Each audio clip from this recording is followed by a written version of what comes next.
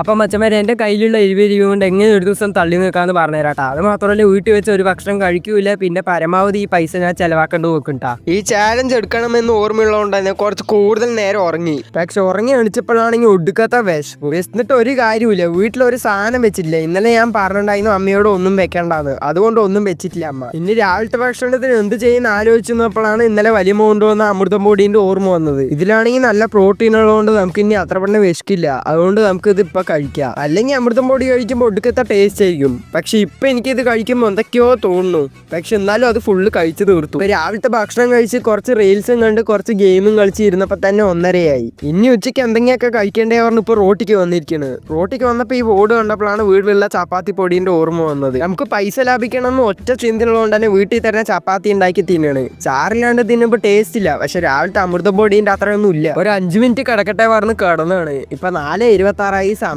ഇപ്പൊ 20 രൂപ കയ്യിലുള്ളതുകൊണ്ട് തന്നെ 5 രൂപയ്ക്ക് എന്തെങ്കിലുമൊക്കെ വാങ്ങാൻ വെച്ചു. 5 രൂപയ്ക്ക് ഈ ബിരിയാണി വാങ്ങി. ഇത് ഇങ്ങനെ തന്ന ഒരു ടേസ്റ്റ് ഉണ്ടാവില്ലല്ലോ. അതുകൊണ്ട് തക്കാളിയും സവോളയും കറിവേപ്പിലയൊക്കെ ഇട്ട് ഒരു പാത്രത്തിട്ട് കുലുക്കി തിന്നു. ഇപ്പൊ സമയം 5:30. 5:30 ഇപ്പൊ കളിക്കാൻ വന്നിരിക്കുകയാണ്. കളിക്കാൻ വന്ന് തിരിച്ച് വീട്ടിൽ പോകുമ്പോഴാണെങ്കിൽ അമ്മ പരിപ്പ് വട കൊണ്ടുവന്നിരിക്കുന്നു. ഇപ്പൊ അതും കഴിച്ച് രാത്രി എന്തെങ്കിലും കഴിക്കണം പറഞ്ഞ് വെളിയിലേക്ക് ഇറങ്ങിയിരിക്കുകയാണ്. ആദ്യം ബിസ്ക്കറ്റ് വാങ്ങാൻ വെച്ചു. ബിസ്ക്കറ്റ് തിന്ന വയറിനറിയില്ലല്ലോ. അതുകൊണ്ട് ഇപ്പോൾ ഒരു ഹോട്ടലിൽ പോയി ഒരു പൊറോട്ടയ്ക്ക് ഒരു പൊറോട്ട കഴിക്കുക. പൊറോട്ടയ്ക്കാണെങ്കിൽ 13 രൂപയായി. ഇപ്പൊ കയ്യിലാണെങ്കിൽ 2 രൂപയുണ്ട്. അങ്ങനെ 2 രൂപ ഞാൻ ലാഭിച്ചു. അപ്പൊ ഞാനാണെങ്കിൽ പരമാവധി പൈസ ചെലവാക്കാണ്ട് നോക്കിയിട്ടുണ്ട്. അപ്പൊ വീഡിയോ ഇഷ്ടപ്പെട്ടാൽ ലൈക്ക് ചെയ്യട്ടാ.